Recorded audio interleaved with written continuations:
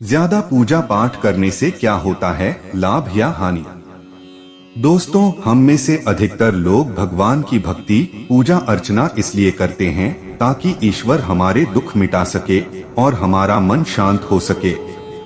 पर वास्तव में ज्यादा पूजा पाठ करने से क्या होता है, हम नहीं जानते।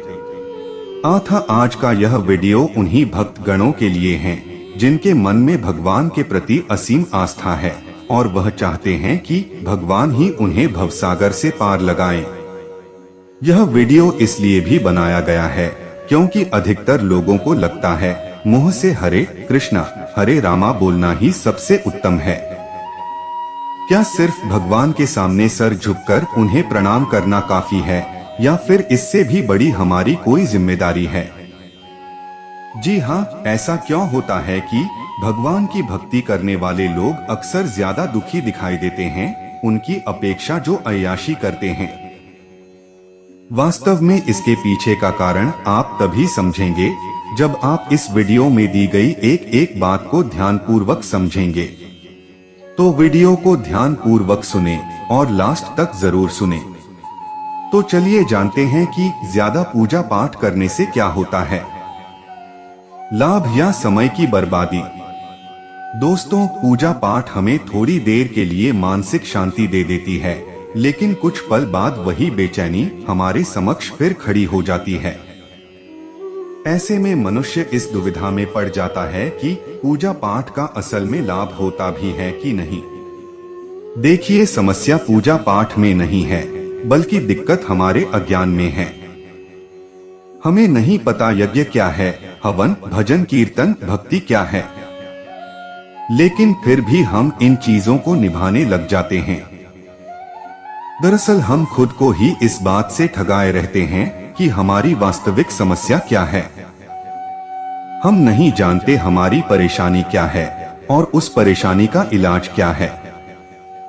हम इसके बजाय कई चीजों का प्रयोग करते हैं और पाते हैं कि वो चीजें काम नहीं आ रही। उदाहरण के लिए, किसी को लोगों से बातचीत करने में शर्म आती है, डर झिझक होती है और वह सुबह शाम पूजा पाठ करे तो क्या भगवान उसकी इस समस्या को हल करेंगे? नहीं ना, उसकी समस्या तभी हल होगी जब वह लोगों से बातचीत करने की हिम्मत उठाएगा। इसी प्रकार अगर आप घर में यज्ञ करवाते हैं, सुबह शाम पूजा पाठ करते हैं, तो पहले आपको पता तो हो कि शास्त्रों में यज्ञ से क्या तात्पर्य है। यज्ञ में अग्नि का क्या महत्व है? क्या यज्ञ में लकड़ी और घी जलाने से आपके जीवन में शांति आएगी? अगर आप सिर्फ पंडितों के कहने पर घर में यज्ञ करवा लेते हैं पर यज्ञ का वास्तविक अर्थ नहीं जानते, तो फिर यज्ञ आपके क्या काम आएगा? पूजा पाठ कब हानिकारक होता है? आज की नई पीढ़ी धर्म के नाम से बिदकती है, वो पूजा पाठ भक्ति हवन इत्यादि शब्दों से ही दूर भागती है। वास्तव में ऐसा क्या हुआ कि जो भारत एक धार्मिक देश कहलाता था, जहां ऋषियों और बड़े बड़े संतों का जन्म हुआ, उसी भूमि पर जन्म लेने वाले लोग धर्म से ही दूर क्यों होने लगे? इसके पीछे बड़ा कारण है धर्म का अंधा अनुकरण। बिना जाने बूझे पूजा पाठ करते करते ये स्थिति उत्पन्न हो गई कि अब एक पीढ़ी धर्म से दूर ही होने लगी है।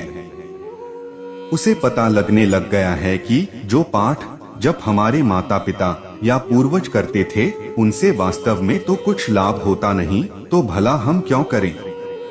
उन्होंने देखा बचपन में कि दादी घंटी बजाकर पूजा पाठ कर रही है, तो दूसरी तरफ उनका ध्यान की कुकर की सीटी पर लगा हुआ है, तो वो जान जाते हैं कि ये सब क्या चल रहा है। इस प्रकार जब धर्म को हम समझते नहीं, धार्मिक क्रियाओं का असल महत्व हम जानते नहीं, बस निभाते रहते हैं, तो इसका परिणाम ये होता है कि एक पूरी पीढ़ी ही धर्म से दूर हो जाती है। पूजा पाठ कब लाभदायी है? पूजा पाठ तभी लाभदायी है जब हम धार्मिक क्रियाओं का महत्व जानें। कोई भी धार्मिक गतिविधि का हम पालन करें, इससे पूर्व यह समझें कि इसका उद्देश्य क्या है। अगर आप धर्म नहीं जानते तो भला कोई भी पूजा पाठ किस काम आएगा?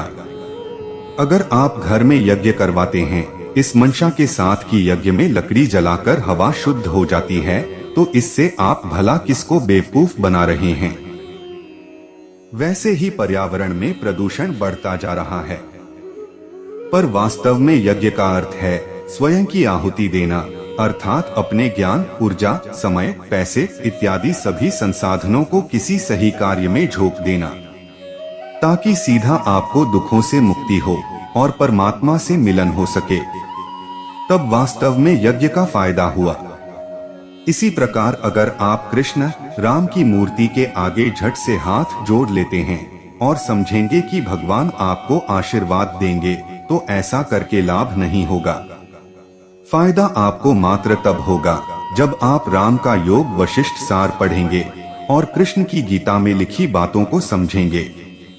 देखिए, मूर्तियां प्रतीक यानी इशारा मात्र होती हैं, उनका उद्देश्य हमें सही जिंदगी जीना सिखाना होता है। पर हम जिंदगी घटिया जीते हैं और मूर्तियों के सामने झट से झुक जाते हैं। इसी प्रकार सभी लोग मंदिर जाते हैं और वहां जाकर अपनी मनोकामना पूरी करने की प्रार्थना करते हैं। पर वास्तव में मंदिर का निर्माण इसलिए किया गया था क्योंकि वहां जाकर मनुष्य का मन साफ हो। पर हमारे लिए उल्टा होता है, हमारा मन साफ होने की बजाय हम मंदिरों को अपनी इच्छा पूरी करने का साधन बना लेते हैं। क्या पूजा कीर्तन करना जरूरी है?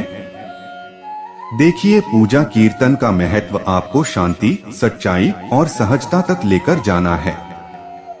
आप देखिए, जिस तरह आप परिवार में पूजा करते हैं, उससे आपके जीवन में ये चीजें आ रही है या नहीं। सुबह शाम पूजा करने के बाद भी अधिकांश लोगों की जिंदगी और मन में कुछ खास बदलाव नहीं आता। ऐसे में यहाँ समझना जरूरी है कि आम संस्कृति में जो पूजा प्रचलित है, उसी तरह आप भी पूजा करें। अगर रोज की आरती और पूजा में आपको कुछ विशेष मन नहीं लगता, तो अब समय है कि आप असली पूजा करें। उदाहरण के लिए, कबीर राम के बड़े भक्त थे। उन्होंने अपना जीवन ही उन्हें समर्पित कर दिया। पर उनका एक दोहा कुछ इस प्रकार है, माला जपू न कर, जपूं और मुख से कहूं नरा। राम हमारा हमें जपे रे कबीरा, हम पायो विश्राम। कबीर कह रहे हैं कि अब उनका उठना बैठना सारे काम राम के आदेश पर हैं, तो मैं क्या राम के नाम की माला जपूं या मुख से राम राम कहूं। अब तो राम ही हमें जपता है, हमें राम नाम कहने से भी मुक्ति मिल गई। पर कबीर के ये शब्द आम संसारी के लिए हैं। हमारे अंदर तो ढेर सारा डर, लालच और अज्ञान है, हम ये पंक्तियां नहीं कह सकते। लेकिन कबीर, जिन्होंने भले कभी आरती की थाली से राम को न पूजा हो, उन्होंने तो अपना पूरा जीवन ही राम को, सत्य को समर्पित कर दिया। आठ राम के प्रति अपनी भक्ति में वो ये कह देते हैं कि अब बाहरी तौर पर उन्हें पूजने की जरूरत नहीं, क्योंकि उनके अंदर तो राम बैठे हैं। आठ आपके लिए पूजा और कीर्तन वह है जब हमारा सर डर, लालच, आलस के सामने नहीं, बल्कि सिर्फ सत्य के समक्ष यानी राम के समक्ष झुकेगा। तब वास्तव में समझ लीजिए कि अब हम राम के भक्त हो गए हैं। फिर आप बाहरी तौर पर पूजा कीर्तन करे या न करे, इस बात से विशेष फर्क नहीं पड़ेगा। इसी बात को कृष्ण भी कहते हैं कि सारे धर्मों को छोड़ तू मेरी शरण में आ जा। एक बार आप कृष्ण को समर्पित हो गए, फिर उनके आदेश पर जीवन चलता है। फिर कृष्ण आपको बताएंगे कि जीवन कैसे जीना है। तो दोस्तों, इस वीडियो को सुनने के पश्चात ज्यादा पूजा पाठ करने से क्या होता है, अब आप भली भांति यह समझ चुके होंगे। इस वीडियो को सुनकर जीवन में स्पष्टता और बोध आई है, तो कृपया इस वीडियो को अधिक से अधिक शेयर करना मत भूलिएगा और वीडियो को लाइक, चैनल को सब्सक्राइब जरूर करें। धन्यवाद।